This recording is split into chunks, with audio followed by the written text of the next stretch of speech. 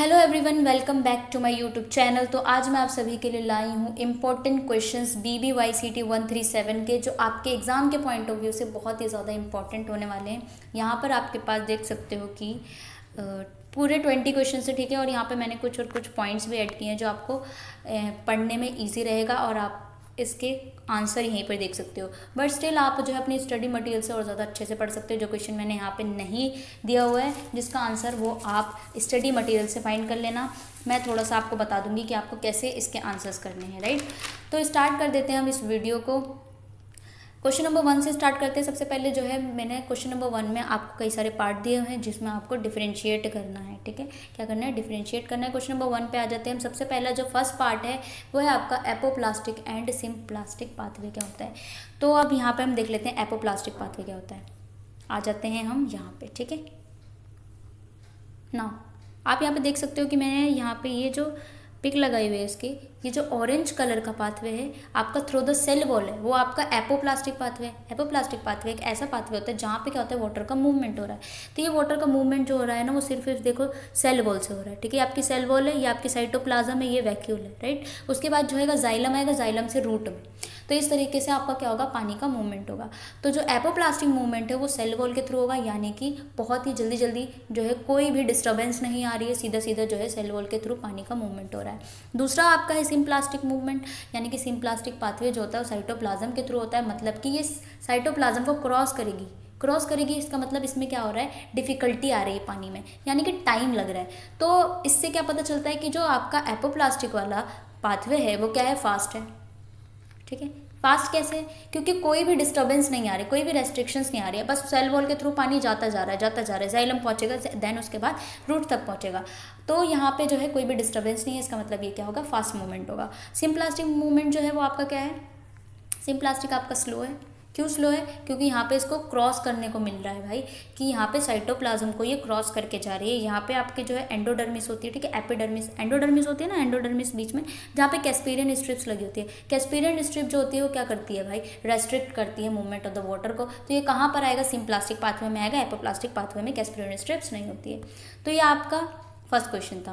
Now बात कर लेते हैं अब इसके सेकंड पार्ट की। सेकंड पार्ट में आपका आ जाता है डिफ्यूजन, ठीक है। क्या आता है, डिफ्यूजन एंड ऑस्मोसिस। तो डिफ्यूजन क्या होता है? डिफ्यूजन जो होता है movement of the water in the gaseous form as well as liquid form. जैसे कि गैसियस में भी मूवमेंट हो सकती है, और आपका क्या होती है, जो आपके मॉलिक्यूल्स होते हैं आपके, ठीक है, सॉल्यूट सॉल्वेंट पार्टिकल्स जो भी होते हैं, वो मूवमेंट होता है वो आपका लिक्विड में होता है अलॉन्ग द कंसंट्रेशन ग्रेडियंट। यानी कि यहाँ पे एटीपी की रिक्वायरमेंट नहीं है, एटीपी की ज़रूरत नहीं है, इसीलिए ये जो होगा आपका कहाँ से होगा, हायर टू लोअर, ठीक है। कैसे मूवमेंट होगी, higher concentration to lower concentration होगी, यानी कि डाउनहिल प्रोसेस है, and without expenditure of the ATP ये आपका डिफ्यूजन होता है। ऑस्मोसिस की हम बात कर लेते हैं। ऑस्मोसिस का मतलब यहाँ पर ये है कि आपका लिक्विड फॉर्म में ओनली ऑन लिक्विड पार्टिकल्स जो होते हैं वो मूव करते हैं through the semi permeable membrane. Through the semi permeable membrane, उल्टा लिख दिया क्या, सेमी परमेएबल, सॉरी SPM होगा, ठीक है। सेमी परमेएबल मेम्ब्रेन के थ्रू जो होता है मूवमेंट ऑफ द वाटर होता है। यहाँ पे सिर्फ और सिर्फ लिक्विड में होता है, यहाँ पे गैसेज भी हो सकते हैं, एंड आपका जो है लिक्विड भी होता है। डिफ्यूजन में एटीपी की ज़रूरत नहीं पड़ती है, ठीक है, एंड ना ही कोई भी कंसंट्रेशन के लिए जो भी आपका बैरियर होते हैं वो, या फिर सॉल्यूट कंसंट्रेशन, एक्टिव ट्रांसपोर्ट तो ये है ही नहीं, क्योंकि डिफ्यूजन जो है वो पैसिव हो जाएगा। उसके बाद हम बात कर लेते हैं क्वेश्चन नंबर यानी फर्स्ट पार्ट की, क्वेश्चन नंबर 1 के थर्ड पार्ट की बात कर रहे हैं, जहाँ पे है आपका water potential and matric potential क्या होता है। Water potential is define as, हम कैसे इसको डिफाइन करेंगे कि पोटेंशियल एनर्जी होती है वाटर की, ठीक है। Potential energy of the water in the system to pure water, ऐसी एनर्जी जो कि पोटेंशियल एनर्जी है प्योर वाटर तक, ठीक है। सिस्टम के अंदर कितना पोटेंशियल एनर्जी प्योर वाटर के, जब आपका टेम्परेचर एंड कॉन्स्टेंट क्या होता है, कांस्टेंट होता है। तो ये आपकी क्या होती है, वाटर पोटेंशियल होती है, कितना पोटेंशियल है पानी का। तो जो प्योर वाटर होता है उसके अंदर ना ही सॉल्यूट है प्रेजेंट, ठीक है, सॉल्यूट प्रेजेंट नहीं होगा। जितना जितना सॉल्यूट हम डालते रहेंगे वाटर पोटेंशियल कम होता रहता है। तो वाटर पोटेंशियल जो है प्योर वाटर का, वहाँ पे कोई भी सॉल्यूट का एडिशन नहीं है, इसका मतलब उसका जो प्योर वाटर का पोटेंशियल होगा वो जीरो होगा, ठीक है। वाटर पोटेंशियल ही हो जाता है, जितना जितना अमाउंट हम सॉल्यूट ऐड करते रहेंगे सॉल्वेंट के अंदर, उतना ही आपका वाटर पोटेंशियल जो है घटता रहेगा। यानी कि अगर प्योर वाटर है तो उसके अंदर कोई भी सॉलिड पार्टिकल्स प्रेजेंट नहीं है। उसके बाद हम बात कर लेते हैं आपका मैट्रिक्स पोटेंशियल, ठीक है। मैट्रिक पोटेंशियल क्या होता है? मैट्रिक पोटेंशियल को हम ऐसे डिफाइन करते हैं, 1 मिनट में बता देती हूँ कि आपके जो है वाटर पोटेंशियल को हम साई W से डिनोट करते हैं, मैट्रिक पोटेंशियल को हम साई एम से डिनोट करते हैं, ठीक है, ईजी पीजी, ठीक है। उसके बाद जो होता है आपका मैट्रिक पोटेंशियल कहता है अमाउंट ऑफ वाटर जो है, कितना अमाउंट ऑफ वाटर जो है प्लांट के मैट्रिक से बाउंड कर रहा है, ठीक है, हाइड्रोजन बॉन्ड से, ठीक है, हाइड्रोजन बॉन्ड्स लगती है इसके अंदर, तो कितने आपका अमाउंट ऑफ वाटर, ठीक है, बाउंड कर रहा है किससे, मैट्रिक्स यानी कि सरफेस से बाउंड कर रहा है प्लांट के, that is the matric potential. Matric potential जो होता है आपका always negative to zero vary करता है, यानी कि वाटर पोटेंशियल में भी ऐसे वेरी करता है कि आपका water potential amount of solid पे डिपेंड करेगा, सॉलिड पोटेंशियल पे डिपेंड करेगा, प्रेशर पोटेंशियल पे डिपेंड करेगा, उसके बाद ही आप इसको कैलकुलेट कर सकते हो। तो यहाँ पे मैं वाटर पोटेंशियल मैट्रिक पोटेंशियल हो गया, देन उसके बाद में वाटर पोटेंशियल जो है हम उसको ऐसे लिख सकते हैं, solid potential plus pressure potential. आपका solid potential always negative, pressure potential is positive, उसी से आप डिफाइन कर सकते हैं कि वाटर पोटेंशियल आपको कितना मिलेगा, ठीक है। तो आप इसकी ट्रिक भी याद कर सकते हो, इसको याद करने का है व्हाट्सएप, जैसे मैं यहाँ पे लिख देती हूँ वाटर पोटेंशियल को कैसे डिफाइन करेंगे, इसके ऊपर ही लिख देती हूँ, water potential is solid potential plus pressure potential, right, ये ऊपर जा प्रेशर पोटेंशियल, ठीक है। तो इसको याद करने का है व्हाट्सएप, ठीक है, समझ लो व्हाट्सएप में एस पहले आ रहा है, पी बाद में आ रहा है, ठीक है। तो यानी कि वाटर पोटेंशियल का ये हो जाएगा, solid potential then and pressure potential, इसको आप याद कर सकते हो, मतलब सीक्वेंस में होना चाहिए, राइट। उसके बाद हम बात कर लेते हैं नेक्स्ट पार्ट की, जो है आपका stomatal index and stomatal frequency. Stomatal index and stomatal frequency क्या होती है? स्टोमेटल फ्रीक्वेंसी से आपको ये पता चल रहा होगा कि फ्रीक्वेंसी का मतलब ऐसा है कि कितनी सनलाइट, कितनी अमाउंट ऑफ फ्रीक्वेंसी जो है सनलाइट की प्रेजेंट हो रही है। जितना ज़्यादा सनलाइट पड़ेगा, आपका प्लांट ग्रो कर रहा है अगर ज़्यादा सनलाइट में, इसका मतलब उसकी स्टोमेटल फ्रीक्वेंसी जो होगी वो हायर होगी, ठीक है। तो स्टोमेटल फ्रीक्वेंसी ऐसी फ्रीक्वेंसी है जितनी जितनी सनलाइट की फ्रीक्वेंसी आएगी प्लांट की ग्रो करने के लिए, अगर समझ लो सनलाइट की जो है फ्रीक्वेंसी कम है, सनलाइट कम आ रही है, तो इसका मतलब स्टोमेटल फ्रीक्वेंसी उसकी कम हो जाएगी, ठीक है। और अगर सनलाइट जो है बहुत ही ज़्यादा अमाउंट में है, इसका मतलब stomatal frequency is higher. Now बात कर लेते हैं स्टोमेटल इंडेक्स की। स्टोमेटल इंडेक्स क्या होता है? नंबर ऑफ स्टोमेटा, ठीक है, present in the surface area of the leaf, ठीक है, मतलब per unit surface area, per unit surface area of the leaf, कितने लीफ में एपिडर्मल सेल के कितने नंबर ऑफ स्टोमेटा प्रेजेंट है, उसको कैलकुलेट करने के लिए हम स्टोमेटल इंडेक्स की बात करते हैं, ठीक है। आई होप आपको समझ आ रहा हो। नेक्स्ट पे चलते हैं हम, ये हो गए आपके चारों। Then primary active transport and secondary active transport क्या होता है, ठीक है। प्राइमरी एक्टिव ट्रांसपोर्ट जो होते हैं, यहाँ पे आपका प्राइमरी है यानी कि सिंगल है इससे याद रख लेंगे कि प्राइमरी मीन सिंगल, मतलब कि यहाँ पे सिंगल मॉलिक्यूल का ट्रांसपोर्ट होता है। सेकेंडरी में क्या होता है, आपके यहाँ पे दो मॉलिक्यूल्स जो होते हैं एक साथ ट्रांसपोर्ट किए जाते हैं, ठीक है। आपके जो प्राइमरी में है वो आपका यूज़ होता है एटीपी, प्राइमरी एक्टिव ट्रांसपोर्ट, यानी कि एक्टिव ट्रांसपोर्ट का मतलब यही है कि एक्सपेंडिचर ऑफ एनर्जी, यानी कि एटीपी तो चाहिए, एक्टिव ट्रांसपोर्ट में एटीपी तो चाहिए, और एक्टिव ट्रांसपोर्ट में जो है अगेंस्ट द कंसंट्रेशन ग्रेडियंट काम करते हैं, यानी कि ये अपहिल ट्रांसपोर्ट होता है, यानी कि लो टू हाई कंसंट्रेशन काम करते हैं।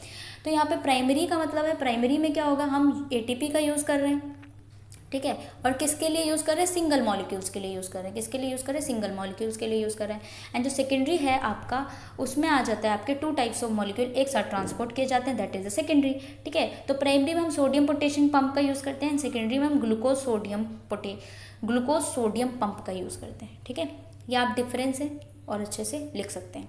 अब बात कर लेते हैं हम नेक्स्ट की। यहाँ पे इजी क्वेश्चन है, आप जो है मैं इसका एक वन स्टॉप सॉल्यूशन भी बता सकती हूँ। आप जो है सर्च कर सकते हैं वन शॉट गरिमा गोयल, ठीक है, Garima Goyal one shot plant physiology, आप देख सकते हो, वहाँ से आपके सारे के सारे जो होंगे जितने भी कॉन्सेप्ट होंगे ना वहाँ से क्लियर हो जाएगा, ठीक है, क्योंकि मैं भी उनसे ही पढ़ती हूँ, इसलिए मैं आपको रिकमेंड कर रही हूँ। तो यहाँ पे आप देख सकते हो जितने भी ये क्वेश्चंस होंगे ना, सारे के सारे आप वहाँ से अच्छे से पढ़ सकते हो। बस आपका वो लेक्चर का ड्यूरेशन मैक्सिमम 3 आवर्स का होगा, और आपकी पूरी जो ये बॉटनी का सेशन है ना BBYCT 137 पूरा का पूरा क्लियर हो जाएगा। कुछ ऐसे होंगे पॉइंट्स, क्योंकि वो नीट के लेवल का पढ़ाती है मैम, तो आप देख लेना, कुछ क्वेश्चन ही कुछ ही आपके टॉपिक्स बचेंगे, वो आप अपने स्टडी मटेरियल से पढ़ लेना, उसको देखने के बाद अच्छे से मार्क्स स्कोर कर सकते हो। बहुत ही अच्छा सेशन होता है मैम का, ठीक है। नाउ अब हम बात कर लेते हैं 6 की बात करें ना, मैक्रो एंड माइक्रो न्यूट्रिएंट्स, ठीक है। मैक्रोन्यूट्रिएंट्स ऐसे न्यूट्रिएंट्स जो हमारी बॉडी में जो है लार्ज अमाउंट में प्रेजेंट होते हैं, नॉट फॉर बॉडी, ठीक है, प्लांट्स भी हो सकते हैं। मैक्रोन्यूट्रिएंट्स, वैसे भी हम प्लांट्स की बात कर रहे हैं, तो मैक्रोन्यूट्रिएंट्स जो होते हैं वो आपके लार्ज अमाउंट में प्रेजेंट होते हैं, एंड माइक्रोन्यूट्रिएंट्स ऐसे न्यूट्रिएंट्स होते हैं जो आपके स्मॉल अमाउंट यानी कि ट्रेस अमाउंट में प्रेजेंट होते हैं, ठीक है, ट्रेस अमाउंट, ट्रेस का मतलब मिनिमम अमाउंट। तो यहाँ पे कौन कौन से मैक्रोन्यूट्रिएंट्स है, कौन कौन से माइक्रोन्यूट्रिएंट्स है, उसकी एक ट्रिक है जो आप याद कर सकते हो, chip among caps, chip monks, chip monks cafe, cafe, ये है, ये गरिमा गोयल मैम की ट्रिक है। तो आप देख लेना इसमें से आपका कार्बन, ठीक है, यहाँ पे magnesium, oxygen, nitrogen, potassium, sulphur, calcium, ठीक है, जो आयरन है वो आपका माइक्रोन्यूट्रिएंट है। इसके अलावा जितने भी आपके बचेंगे वो आपके क्या होंगे, माइक्रोन्यूट्रिएंट्स होंगे। आप एक और ट्रिक ले सकते हो जो इजी पीजी होगी, ठीक है, आप ऐसे याद कर सकते हो, चॉन, ठीक है, PSKCM, ठीक है, ऐसे याद कर सकते हो, ठीक है। यहाँ पे आप डेडिकेट कर लेना hydrogen, oxygen, nitrogen, carbon, phosphorus, sulphur, potassium, calcium and magnesium, ठीक है। मोलिब्डेनम नहीं होगा, मैग्नीशियम होगा, ठीक है। और बाकी जितने भी आपके बचे होंगे वो सारे के सारे कौन से होंगे, माइक्रोन्यूट्रिएंट्स, ठीक है, ऐसे आप याद कर सकते हो इसको। सो नेक्स्ट पे हम बात कर लेते हैं C3 एंड C4 प्लांट्स। इसका तो मैंने यहाँ पे लगाया हुआ है, C3 C4, ठीक है, ये रहा, यहाँ से आप अच्छे से कर सकते हो। देखो अब मैं पहले बात कर लेती हूँ C3 प्लांट्स की, ठीक है। अच्छा, C3 plants, C4 plants. CO2 fixation take place in mesophyll cells only, यानी कि C3 प्लांट्स में सिर्फ और सिर्फ एक ही सेल पार्टिसिपेट करती है, वो है mesophyll cells. But the C4 plants में आपके पास मीजोफिल एंड बंडल सेल दोनों होंगे। CO2 एक्सेप्टर जो होगा यहाँ पे C3 प्लांट्स में वो RUBP होगा, यानी कि राइबोलोज बिसफॉस्फेट, ठीक है, ठीक है। और यहाँ पे जो आपका होगा वो पैप होगा मीजोफिल में, RUBP होगा बंडल क्षेत्र में, यानी कि जो आपका मीजोफिल सेल होता है इन द C4 प्लांट, उसके अंदर आपके पैप होते हैं, यानी कि फॉस्फोइनोल पायरुवेट, एंड जो आपका RUBP है बंडल सेल्स में आपके प्रेजेंट होते हैं, राइट। फर्स्ट प्रोडक्ट जो आपका होता है 3 कार्बन का होता है C3 में, यानी C3 का मतलब 3 कार्बन, और C4 का मतलब 4 कार्बन, यानी कि जो फर्स्ट प्रोडक्ट बनाएगा वो क्या बनेगा, 3 कार्बन का, दैट इज PGA, फॉस्फोग्लिसरल्डिहाइड, ठीक है। एंड फर्स्ट प्रोडक्ट आपका यहाँ पे बनेगा OAA, यानी कि ऑक्जेलो acetic acid. Cranes anatomy not present, इनके अंदर क्रेन्स एनाटॉमी नहीं होती, और जो C4 प्लांट्स के पास है क्रेन्स एनाटॉमी होती है, ठीक है। क्रेन्स एनाटॉमी इज जो है इसका स्पेशल कैरेक्टर है C4 प्लांट्स का। Granum present in the mesophyll cell, granum present होते हैं मीजोफिल सेल्स में, यहाँ पे प्रेजेंट होता है मीजोफिल्स में और बंडल सेल में नहीं होता है, क्योंकि ग्रेना जो है वो मीजोफिल में ही प्रेजेंट है। नॉर्मल क्लोरोप्लास्ट यहाँ पे होता है, यानी कि जो हमारा क्लोरोप्लास्ट का स्ट्रक्चर है ना, वही डबल मेम्ब्रेन बाउंड है, उसके पास ग्रेना है, थैलाकोइड मेम्ब्रेन है, स्ट्रोमल लैमेली है, वो यहाँ पे क्लोरोप्लास्ट वो प्रेजेंट है। यहाँ पर डाइमॉर्फिक का मतलब क्या हुआ, एक मीजोफिल है, दूसरा बंडल क्षेत्र है, इसका मतलब है डाइमॉर्फिक, ठीक है, यानी कि 2। ऑप्टिमम टेम्परेचर इसका जो है वो 20 to 25 डिग्री सेल्सियस है, इसका ऑप्टिमम टेम्परेचर आपका 30 to 45 डिग्री सेल्सियस है। यहाँ पे जो CO2 का फिक्सेशन होता है वो 50 पार्ट्स पर मिलियन पे होता है, यहाँ पे फिक्सेशन जो होता है लेस में होता है, यानी कि 10 पार्ट्स पर मिलियन, ठीक है। एंड नेक्स्ट देख लेते हैं, नेक्स्ट क्या है, less efficient due to higher photo respiration. ये लेस एफिशिएंट होते हैं, मोर एफिशिएंट होते हैं फोटो रेस्पिरेशन में। RUBP carboxylase enzyme use for fixation, RUBP carboxylase and PEP carboxylase, 2 होते हैं, 2 एंजाइम्स यहाँ पे प्रेजेंट है। पेप कार्बोक्सिलेज जो किस में करेगा, जो किस में काम करेगा, आपका मेसोफिल सेल में। RUBP कार्बोक्सिलेज जो है आपका बंडल क्षेत्र में प्रेजेंट करता है इन द C4 प्लांट्स, और C3 प्लांट्स में आपका RUBP कार्बोक्सिलेज एंजाइम लगेगा फिक्सेशन के लिए। यहाँ पे ATP 18 ATP लगेगी सिंथेसाइज 1 ग्लूकोज, एक ग्लूकोज बनाने में 18 ATP लगेगी एक साइकिल में। यहाँ पे आपके कितनी लगेगी, 30 ATP लगेगी, ठीक है। 3, 2, 1, 3 ATP, 2 NADPH, एक कार्बन डाइऑक्साइड की फिक्सेशन में, ठीक है। तो यानी कि 3 ATP लग रही है। तो ग्लूकोज के कितने होते हैं, ग्लूकोज में कितने कार्बन होते हैं, 6, यानी कि 6 या 18, 18 ATP यहाँ लग रहे हैं। और यहाँ पे कैसे लग रहा है, 5, 2, 1, यानी कि यहाँ पे लग रहा है 5 ATP, 5 ATP लगेगा ग्लूकोज एक फिक्स करने में, तो हो जाएगा 5, 3 जा।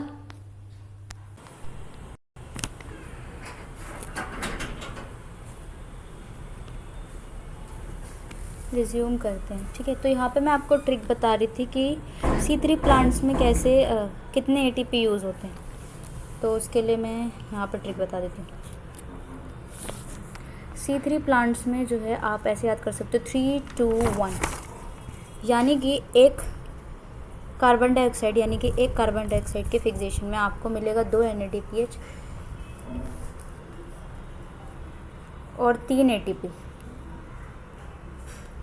और अगर एक ग्लूकोज के फिक्सेशन में, यानी कि ग्लूकोज में कितने कार्बन होते हैं 6, ग्लूकोज में कितने कार्बन होते हैं 6 कार्बन होते हैं, यानी कि 3 ATP लग रहा है एक में, तो कितना लगेगा 6 × 3, तो एक ग्लूकोज के कितना फिक्सेशन हो 18 ATP की ज़रूरत पड़ेगी। उसके बाद हम C4 में बात कर लेते हैं। C4 में आपकी ट्रिक है 5, 2, 1, यानी कि एक कार्बन डाइऑक्साइड में 2 NADPH लगेगा, 5 ATP लगेगी। तो अगर ग्लूकोज में है तो ग्लूकोज में 6 है, 6 कार्बन × 5, यानी कि 30 ATP।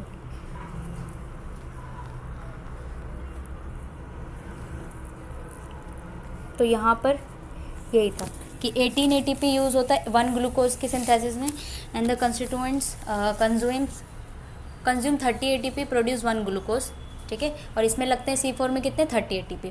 Efficient at low CO2, ये लो CO2 में एफिशिएंट होते हैं या हायर CO2 में एफिशिएंट होते हैं। एग्जांपल आप देख सकते हो paddy, wheat, potato and so on. और यहाँ पे देख सकते हो शुगर केन, मेज, सॉर्गम एंड एमेरैंथस, ठीक है। तो ये आपका था डिफरेंस C3 एंड C4 में। कहाँ पर पहुँचे हैं हम, यहाँ पे पहुँच गए। Competitive and non competitive inhibitors क्या होते हैं, चलो देख लेते हैं। कॉम्पिटिटिव इनहिबिटर क्या होते हैं, यानी कि compete कर रहे हैं, किस लिए compete कर रहे हैं, एक्चुअल लिगेंड से। जो आपके बाइंडिंग साइट्स होती हैं प्रोटीन के एक्टिव साइट्स में, हम किसको, कौन से सबस्ट्रेट कौन से एक्टिव साइट्स पे बाइंड करेगा, उसके एक्चुअल लिगेंड के लिए जो कि compete करता है वो आपका कॉम्पिटिटिव इनहिबिटर्स होता है, ठीक है। क्या होते हैं कॉम्पिटिटिव। नॉन कॉम्पिटिटिव ऐसे होते हैं जो अदर देन एक्टिव साइट्स के लिए जो है वो compete कर रहे होते हैं, दैट इज़ नॉन कॉम्पिटिटिव, यानी कि सबस्ट्रेट जो है वो अदर देन एक्टिव साइट लगाने के लिए, ठीक है। तो हो गए नॉन कॉम्पिटिटिव इनहिबिटर्स। अब हम बात कर लेते हैं डिफाइन, क्वेश्चन नंबर 2 की बात कर लेते हैं। ये सारे पार्ट्स थे, फिनिश हो चुके हैं। क्वेश्चन नंबर 2 पे चलते हैं। Define the pathway of transport of water and ascent of sap. Ascent of sap का क्या मतलब है, पानी का मूवमेंट जो है, पानी का ट्रांसपोर्ट कर रहे हैं हम, कैसे कर रहे हैं, upward movement from roots to the upper plant body, यानी कि रूट से हम कहाँ पहुँचा रहे हैं, अपर प्लांट बॉडी में पहुँचा रहे हैं, that is the ascent of sap. हम इस ट्रांसपोर्ट को क्या कहते हैं, एसेंट ऑफ सेप कहते हैं। जैसे कि ट्रांसपोर्ट ऑफ शुगर्स का ट्रांसपोर्ट हम करते हैं सोर्स से लेके सिंक तक, तो उसे हम फ्लोएम ट्रांसलोकेशन कहते हैं। लेकिन एसेंट ऑफ सेप का मतलब आप समझ सकते हो कि चढ़ाना, एसेंट यानी कि ऊपर चढ़ाना, upward movement from roots to the plant of the upper body, that is the ascent of sap और ट्रांसपोर्ट ऑफ वाटर। उसके बाद हम बात कर लेते हैं क्वेश्चन नंबर 3 की, देख सकते हैं आप क्वेश्चन नंबर 3, ठीक है। Define nutrient element of plant and plant ash analysis, detection of element. एक जो है आपका मेथड यूज़ किया जाता है प्लांट ऐश एनालिसिस। इसमें आप क्या करते हो, ये मेथड हम किस लिए यूज़ कर रहे हैं, ताकि हम रिलेटिव अमाउंट ऑफ कितने एलिमेंट्स आपके, relative amount of various element present in the plant, ठीक है, इसको डिटरमाइन करने के लिए प्रेजेंस हम देखते हैं कि कितने अमाउंट ऑफ एलिमेंट आपके प्लांट में प्रेजेंट है, उसको हम ऐश एनालिसिस मेथड कहते हैं। तो ये मेथड हम कैसे यूज़ करते हैं, जब आप जानते हो कि जब फ्रेश प्लांट आपका ड्राई हो जाता है तो उसमें क्या होता है, आपका जितना भी वाटर कंटेंट होगा, जितने भी वाटर कंटेंट होंगे वो आपके क्या हो जाएंगे, निकल जाएंगे। तो all water content is remove हो जाएगा, तो आपके पास क्या बचेगा, ड्राइड मैटर बचेगा, ठीक है। क्या बचेगा, ड्राई मैटर। अब ड्राई मैटर जो बचेगा, आपका जो रिमेनिंग वेट ड्राई होगा वो आपका वेट अब हमें मिल जाएगा, ठीक है। तो जो ड्राई वेट होगा उसके अंदर कई सारे मेन कॉन्स्टिट्यूएंट होंगे उस ड्राई मैटर में, यानी कि वहाँ पे कितना सारा का सारा पानी का कंटेंट जब निकल जाता है तो हमारे पास बचता है ड्राई मैटर। अब ड्राई मैटर जो बचेगा उसके अंदर कई सारे मेन कॉन्स्टिट्यूएंट होंगे। कौन कौन से कॉन्स्टिट्यूएंट हो सकते हैं, पॉलीसेकेराइड्स हो सकते हैं, लिग्निन हो सकते हैं, प्रोटीन्स होंगे एंड कई अदर ऑर्गेनिक मॉलिक्यूल्स भी प्रेजेंट होंगे, ठीक है। ये ड्राई मैटर अब हमने लिया, अब इसके अंदर ये सारे कॉन्स्टिट्यूएंट प्रेजेंट हैं, हमने इसको बर्न कर दिया, ठीक है। जब हमने इसको बर्न किया तो जितने भी ऑर्गेनिक मॉलिक्यूल्स हैं इसके अंदर, जितने भी ऑर्गेनिक कंपाउंड्स होंगे वो ऑक्सीडाइज हो जाएंगे in the form of gases के फॉर्म में ऑक्सीडाइज हो गए, उड़ गए आसमान में, ठीक है। ये गैसेज जो होंगे आपके CO2 हो सकते हैं, NH3 हो सकते हैं, SO2 हो सकते हैं, ठीक है, यानी कि सल्फर डाइऑक्साइड हो सकता है, अमोनिया हो सकता है एंड कार्बन डाइऑक्साइड होंगे। जितने भी और ये ऑर्गेनिक कंपाउंड है ये ऑक्सीडाइज हो जाएंगे। तो हमारे पास क्या बचा, मिनरल एलिमेंट्स बचे, और वही मिनरल एलिमेंट्स को हमें क्या करना था, चाहिए था, उसी को डिटेक्ट करना था। तो एलिमेंट्स क्या आ गए, मिनरल एलिमेंट्स हमारे पास बच गए। तो ये क्या हो गए, ऐश एनालिसिस हो गए, ठीक है। समझ में आ गया ऐश एनालिसिस कैसे किया हमने, ठीक है। एक बार मैं इसको डिस्क्राइब कर देती हूँ, कहाँ पर करूँ, थोड़ा सा स्पेस भी नहीं है इसमें, स्पेस मांगता, ये रहा थोड़ा सा स्पेस, ठीक है। कैसे किया हमने, सबसे पहले क्या किया हमने, प्लांट था, पानी उड़ गया, ठीक है, तो मैं यहाँ पे लिख दूँगी H2O रिमूव हुआ। जब वो ड्राई हुआ प्लांट आपका फ्रेश वाला, तो पानी सारा उड़ चुका था, ठीक है, पानी उड़ चुका तो हमें ड्राई मैटर मिला, ठीक है, क्या मिला, ड्राई मैटर मिला, ठीक है। उस ड्राई मैटर में जो हमें मिला है, उस ड्राई मैटर में आपके कई सारे कॉन्स्टिट्यूएंट थे, पॉलीसेकेराइड्स थे, ठीक है, प्लस प्रोटीन थे, ठीक है, प्रोटीन थे, लिग्निन भी था, लिग्निन था, कुछ ऑर्गेनिक मॉलिक्यूल्स भी थे। अब ये हमें किस फॉर्म में मिल रहा है, ड्राई फॉर्म में मिल रहा है। ये हमें क्या मिला, ड्राई मैटर मिला है, ठीक है, ये ड्राई मैटर मिला हमको, ड्राई मैटर लिखना चाह रही हूँ मैं ड्राई मैटर समझ जाना। ये ड्राई मैटर जो है अब हमने क्या किया, बर्न कर दिया, चलो बर्न करेंगे। अब जो है बचे कुचे जितने भी हमारे ऑक्सीडाइजिंग वाले जितने भी ऑर्गेनिक मॉलिक्यूल्स थे वो उड़ गए, गैसेस के फॉर्म में सारी गैसेस उड़ गई, जितनी भी गैसेस थी सब उड़ गई। बचा क्या, न्यूट्रिएंट एलिमेंट। हमारे पास क्या था, न्यूट्रिएंट एलिमेंट। हमें डिटेक्ट क्या करना था, एलिमेंट्स ही, कितने amount of nutrient elements present थे, तो ये हमारे पास बच गया। तो ये हमारे पास हो गया ऐश एनालिसिस। तो ऐसे करते हैं हम ऐश एनालिसिस, ठीक है। नाउ क्वेश्चन नंबर 3 पे चलते हैं। 3 डिफाइन नहीं 3 हो गया, 4 पे चलते हैं। यहाँ पे आप देख सकते, discuss the basic concept, historical background concept and formation of equation for photosynthesis. चलो हिस्ट्री देख लेते हैं कि फोटोसिंथेसिस की हिस्ट्री कैसे आई, कैसे कैसे एक्सपेरिमेंट किए गए, कितने एक्सपेरिमेंट करें जिससे हमारे पास फोटोसिंथेसिस की इक्वेशन आ गई थी। तो फोटोसिंथेसिस क्या होता है भाई, formation of organic matter using CO2 and water in the presence of sunlight. Sunlight के प्रेजेंस में हमें क्या बनाना है, ऑर्गेनिक मैटर बनाना है, यानी कि ग्लूकोज नहीं सुक्रोज, यस। तो आपको क्या बना है, ऑर्गेनिक मॉलिक्यूल, ठीक है। ये बनाना है हमको, किसका यूज़ करेंगे हम, CO2 का यूज़ करेंगे, वाटर का यूज़ करेंगे और सनलाइट इज़ मस्ट। तो यहाँ पे कैसे आया, सबसे पहले आपके पास एक्सपेरिमेंट आए बहुत सारे, ठीक है, वो मैंने ऐड नहीं किया हुआ, मैं खुद बता देती हूँ। तो यहाँ पे एक्सपेरिमेंट आया, एक्सपेरिमेंट नंबर 1 आया आपका कि क्लोरोफिल एंड लाइट इंपॉर्टेंट है फोटोसिंथेसिस के लिए, ठीक है, कि क्लोरोफिल चाहिए, लाइट चाहिए। क्लोरोफिल प्रेजेंट है, अगर लाइट प्रेजेंट है तो फोटोसिंथेसिस हो जाएगी। ये पहले एक्सपेरिमेंट में बोला गया। उसके बाद दूसरा एक्सपेरिमेंट है मोल्स हाफ लीफ एक्सपेरिमेंट। इन्होंने क्या बोला कि CO2 इंपॉर्टेंट है। कैसे CO2 इंपॉर्टेंट है, इन्होंने एक पत्ती ली, एक को KOH के सॉल्यूशन में डाल दिया, आधे में नहीं डाला। इसमें सनलाइट पड़ रही थी, इसमें सनलाइट नहीं पड़ रही थी। तो जैसे ही कार्बन डाइऑक्साइड आ रही थी तो KOH उसे एब्जॉर्ब कर ले रहा था, तो KOH इतने में एब्जॉर्ब कर लिया, यानी बचा इतना पार्ट। तो उन्होंने बोला कि जो CO2 एब्जॉर्ब हो रही है वही इंपॉर्टेंट है। यहाँ पे CO2 इसको खा जा रही है, तो यहाँ पे यूज़ हो रही है, तो फोटोसिंथेसिस इस पार्ट पे हो रहा है, इस पार्ट पे नहीं हो रहा है। तो CO2 इंपॉर्टेंट है सनलाइट के लिए। तो क्या ये इनफ है कि CO2 दे दो सनलाइट और हमारे फोटोसिंथेसिस हो गया, नहीं ना। तो उसके बाद और भी साइंटिस्ट है। एक्सपेरिमेंट नंबर 3 करने आए हमारे प्रिस्टली साहब। प्रिस्टलीस ने किया बेल-जार एक्सपेरिमेंट। उन्होंने क्या किया, एक जार लिया, ठीक है, चलो जार बना देती हूँ मैं, थोड़ा अच्छा सा जार बनाऊँगी, कुछ, ठीक है। ये जार था, उन्होंने क्या लिया, एक कैंडल ली और बंद कर दी उसको, और एक चूहा ले लिया, ठीक है। माइस, हर चीज़ माइस पे कर दो, डक लग रहा है मैं अच्छा सा चूहा बनाती हूँ, एक सेकेंड। यहाँ पे मेरा ये जार है, ठीक है। एक तो स्पेस नहीं है इसमें, कोई नहीं, मैं स्पेस वाली जगह पे चली जाती हूँ, दिस वन, ठीक है, ये बहुत स्पेस है, चलो। तो यहाँ पे क्या था, मैंने एक जार लिया, मतलब मैंने नहीं, प्रिस्टली ने लिया, ठीक है। जार बन जा, क्या, अबे क्या हो रहा है, जार नहीं बन रहा, जार, ठीक है, ये जार है, ठीक है, बेल जार। इसके अंदर एक कैंडल ली, उन्होंने जला दी, कैंडल इस बहुत अच्छी। ये चूहा है, ठीक है, चूहा की पूँछ, ये पैर, ठीक है, ये चूहा है, उसकी नाक। तो चूहा लिया उन्होंने, ठीक है, माइस लिया और जला दी। तो जैसे उन्होंने कैंडल जलाई, ठीक है, तो कैंडल भी बुझ गई, चूहा भी मर गया। अब उन्होंने कहा ये क्या हो गया, अभी उन्हें पता ही नहीं चला कुछ। उन्होंने दोबारा कुछ और दिमाग लगाया, ठीक है, दिमाग लगाया उन्होंने, फिर से लिया जार, कैंडल ली, चूहा भी ले लिया, लेकिन इस बार जो है प्लांट लगा दिया अंदर, मिंट प्लांट यूज़ किया उन्होंने, ठीक है, अच्छा प्लांट है, मिंट प्लांट यूज़ किया। जैसे ही उन्होंने कैंडल जलाई, कैंडल भी जल रही थी, यहाँ पे प्लांट भी था, चूहा भी ज़िंदा हो गया। अब उन्होंने बोला कुछ तो ऐसी चीज़ है कि जो प्लांट जो है वो क्या रिस्टोर कर रहा है, और जो आपकी कैंडल क्या ऐसी चीज़ रिमूव कर रही है जिससे आपका चूहा ज़िंदा है, ठीक है। पर ये बता नहीं पाए कि वो ऑक्सीजन थी जो आपकी मिंट प्लांट से निकल रही थी, उसी से आपका कैंडल जल रहा था और फिर ऑक्सीजन लेके चूहा भी ज़िंदा था, ठीक है। चलो नेक्स्ट एक्सपेरिमेंट चलते हैं, जिन्होंने इंगन हाउस ने दिया था। उन्होंने बोला कि सनलाइट इज़ इम्पॉर्टेंट। कैसे सनलाइट इम्पोर्टेंट? उन्होंने हाइड्रिला प्लांट लिया, ठीक है। हाइड्रिला क्या है? एक्वेटिक प्लांट है। उन्होंने सनलाइट डाली। जब सनलाइट उन्होंने डाल रहे थे, यानी कि सनलाइट के प्रेजेंस में बबल्स आ रहे थे, ठीक है, बबल्स आ रहे थे। उन्होंने रात में भी ये एक्सपेरिमेंट किया। हाइड्रिला प्लांट लिया, सनलाइट नहीं थी तो बबल्स ही नहीं आ रहे थे। तो इसका मतलब उन्होंने बोला कि भाई सनलाइट इज़ इम्पॉर्टेंट, तो फोटोसिंथेसिस करने के लिए सनलाइट इम्पॉर्टेंट था, ठीक है। फिर दूसरे लोग आए, काफ़ी लोग आए, फिर लास्ट में हमारी इक्वेशन निकली थी फोटोसिंथेसिस की, ठीक है। फिर एंगलमैन आया। एंगलमैन ने क्या किया? क्लैडोफेरा एल्गी ली, ठीक है। एरोबिक बैक्टीरिया भी लिया उन्होंने। एक्शन स्पेक्ट्रा लिया, ठीक है। एक्शन स्पेक्ट्रा में लेते ही उन्होंने क्या किया? जब वाइट लाइट डाली तो कई सारे action spectra milli.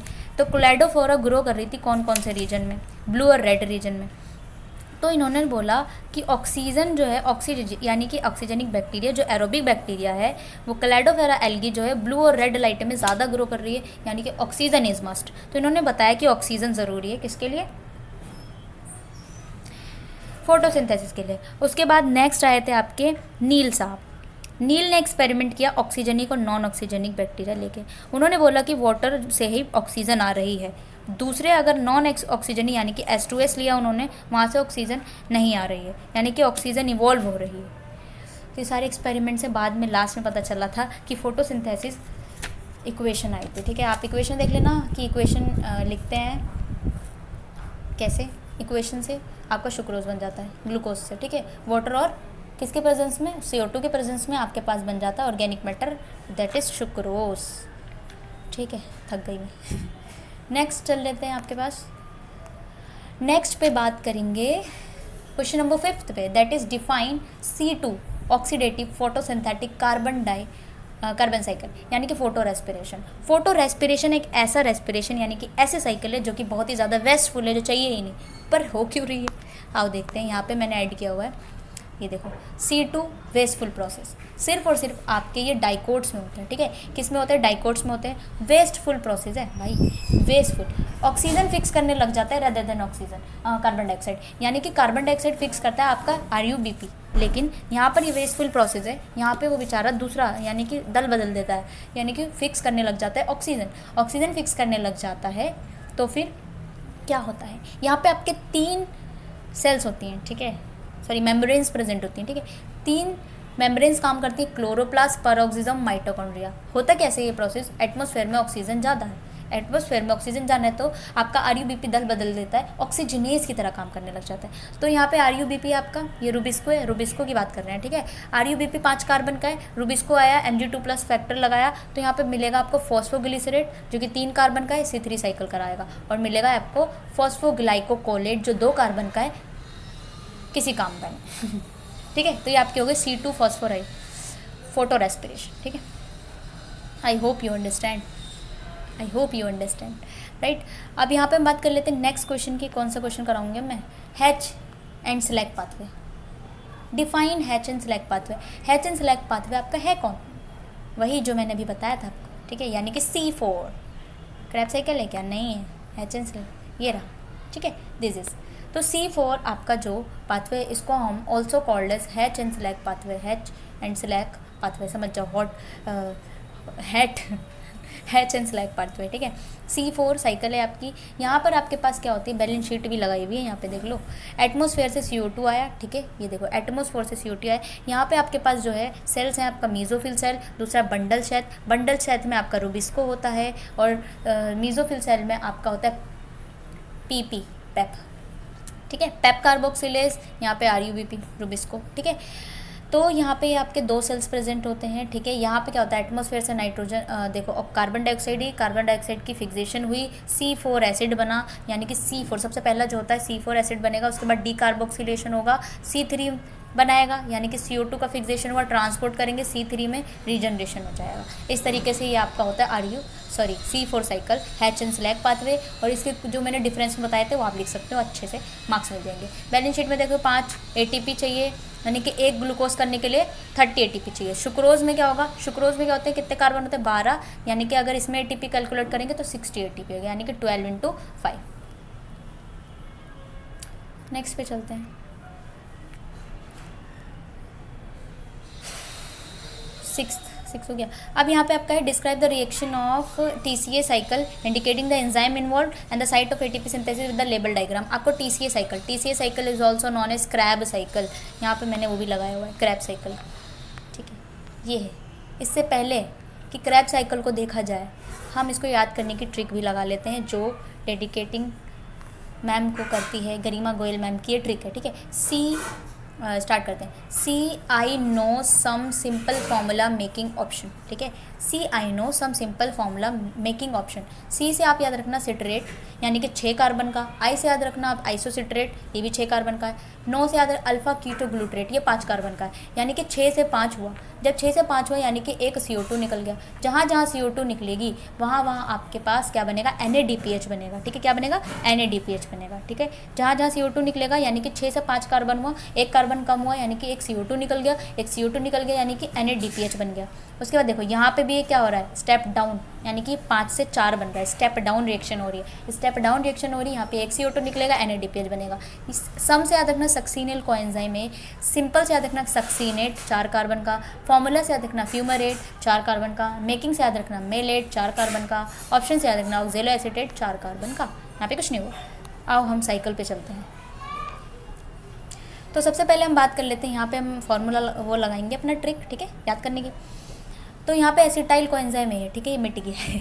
Acetyl coenzyme A जब पहली बार इस साइकिल में आती है, बहुत दिल लगा के आती है, उसके बाद उसे पता चलता है कि टूट चुकी है, ठीक है। तो सबसे पहले जो है आपका आता है C I know some simple formula making option, ठीक है। सी से सबसे पहले आ गया, हम अब देख सकते हैं सिट्रेट जब बनता है आपका एसिटाइल कोएंजाइम ए से, तो वहाँ पे आपका सिट्रेट सिंथेसिस है। यहाँ पे 2 मोल होते हैं क्योंकि जो एसिटाइल कोएंजाइम है वो 3 का होता है, यानी कि 2 × 3 यानी ये 6 का है, तो ये भी 6 कार्बन का है, ठीक है। अब 2 यहाँ पे आपका लगेगा क्या, एकोनाइटेज, ठीक है। यहाँ से बनेगा आइसोसिट्रेट से आपका बनेगा अल्फा कीटोग्लूटरेट बनते ही एंजाइम यूज़ होगा आइसोसिट्रेट डिहाइड्रोजिनेज। जब पहले वाले से दूसरा बनता है ना, जैसे आइसोसिट्रेट से दूसरा बनना है तो उसका एंजाइम भी उसी से मिलता जुलता होगा, आइसोसिट्रेट डिहाइड्रोजिनेज, ठीक है। यहाँ पे देखो कीटोग्लूटरेट से बनेगा सक्सीनिल, तो कौन सा लगेगा, alpha ketoglutarate dehydrogenase, easy PG very easy, ठीक है। तो अल्फा कीटोग्लूटरेट से बन रहा है आपका सक्सीनिल को एंजाइम में। अब यहाँ पे देखना आइसोसिट्रेट से आपका अल्फा कीटोग्लूटरेट जब बन रहा था, इसको मैं दोबारा बताती हूँ, ठीक है। यहाँ से जब ये बन रहा था, ये 6 कार्बन का था, तो ये 5 कार्बन का हो गया। जहाँ जहाँ 5 कार्बन, यहाँ एक CO2 जहाँ वहाँ NADH बन गया, ठीक है। उसके बाद चलते हैं नेक्स्ट पे, अल्फा कीटोग्लूटरेट से सक्सीनिल को एंजाइम में बनता है, तो यहाँ पे ये क्या हो गया, 4 कार्बन का हुआ, ये 5 का था, टूट गया, CO2 निकला, NADH बना, ठीक है। Enzyme is alpha ketoglutarate dehydrogenase. देखो जब ये बनेगा इससे, यानी कि सक्सीनिल को एंजाइम से सक्सीनेट बनेगा, तो सक्सीनिल को एंजाइम में सिंथेज, यहाँ पे आप याद करना सिंथेटेज, ठीक है। डिहाइड्रोजिनेज नहीं आया, क्यों नहीं आया, क्योंकि CO2 नहीं निकली है, कहीं कहीं निकलेगी, ठीक है, याद रखना। मतलब कि थोड़ा सा ट्रिक लगा दिया है मैंने कि जहाँ जहाँ CO2 निकला वहाँ वहाँ NADH बना, लेकिन कहीं के एक्सेप्शन भी हो सकते हैं, ठीक है। तो वहाँ पे आप याद कर लेना। तो यहाँ पे देखो सक्सीनिल को एंजाइम जहाँ पे बन रहा है वहाँ पे एक GTP निकल रहा है, ठीक है, एक GTP बन रहा है। यहाँ पे याद रख लेना कि सक्सीनिल को एंजाइम से सक्सीनेट जब बनता है तो GTP एक बनती है। उसके बाद हम बात कर लेते हैं सक्सीनेट से हमने फ्यूमरेट बनाया, फ्यूमरेट F से बन रहा है, F से FADH2, तो यहाँ से FADH2 बन रहा है, लगेगा सक्सीनेट डिहाइड्रोजिनेज। फ्यूमरेट से बनेगा मेलेट में एक वाटर रिलीज हो रहा है, कुछ नहीं हो रहा, फ्यूमरेज। उसके बाद आपका बनेगा ऑक्जेलो एसीटेट, जहाँ पे NADH बन रहा है। यहाँ पे देखो CO2 नहीं निकल ली लेकिन NADH बन रहा है, ठीक है, एक्सेप्शन आ गया। ऑक्जेलो एसीटेट से दोबारा सिट्रेट बनेगा और ऐसे आपकी साइकिल चलती रहेगी और चल चल के काम कर देगी बहुत सारा, ठीक है। तो यह थी आपकी क्रैब साइकिल। आई होप आपको समझ में आई होगी।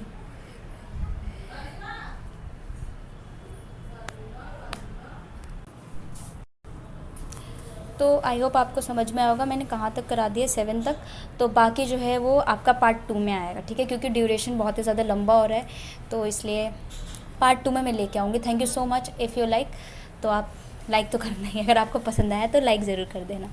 Thank you so much.